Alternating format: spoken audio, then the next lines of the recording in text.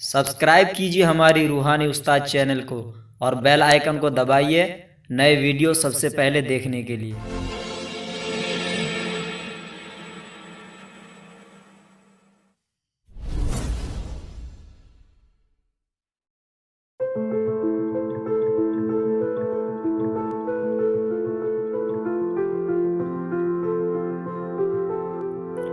السلام علیکم ورحمۃ اللہ تعالی وبرکاتہ۔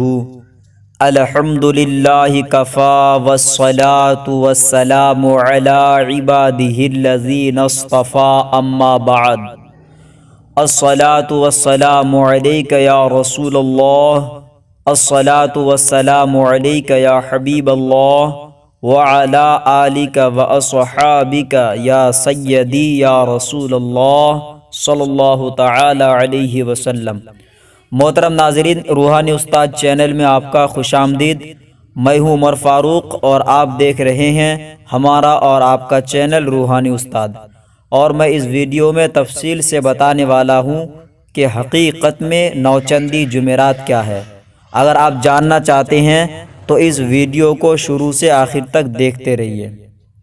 دوستو، نوچندی جمعرات یہ شرائط عملیات میں سے ہے۔ اگر کوئی جلالی یا جمالی عمل پڑھنا چاہتے ہیں تو یہ خاص طور سے خیال رکھیں، اسی لیے کہ نوچندی جمعرات میں عملیات کی تاثیر بڑھ جاتی ہے، یعنی دگنی ہو جاتی ہے۔ دوستو، نوچندی جمعرات کا جو لغوی معنی ہے وہ یہ ہے کہ نئے چاند کی پہلی جمعرات۔ عام طور سے ہر کوئی یہی جانتا ہے، کچھ لوگ یہ جانتے ہیں کہ چاند کی 9 تاریخ کو جو جمعرات آئے وہی نوچندی جمعرات ہے۔ تو دوستو، میں یہی بات کروں گا کہ صحیح کیا ہے اس میں، اور اس کی تفصیل سے میں بتاتا ہوں آپ کو۔ دوستو، حکماء فلاسفہ کے 2 گروہ ہیں۔ ایک گروہ کے نزدیک جو چاند کی پہلی جمعرات آئے وہی نوچندی جمعرات ہے۔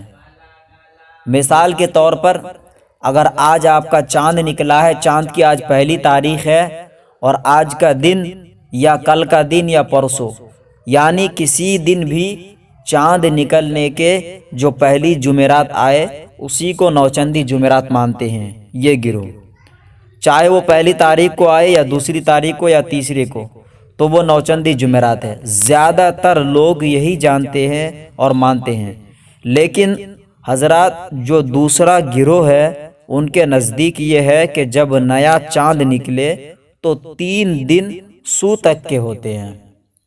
اب دوستو، بہت حضرات اس چیز کو جانتے ہیں، کچھ حضرات ایسی ہیں جو نہیں جانتے ہیں، تو میں اس کا تفصیل بتاتا ہوں۔ سو تک کا مطلب کیا ہے؟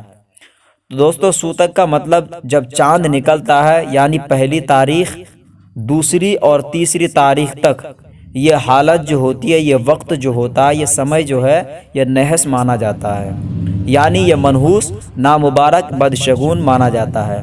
دوستو، ان 3 تاریخوں میں کوئی عمل نہیں پڑھنا چاہیے، لہٰذا ان میں آنے والا کوئی بھی دن نوچندی جمعرات نہیں ہوتا، یعنی پہلی تاریخ، دوسری اور تیسری تاریخ۔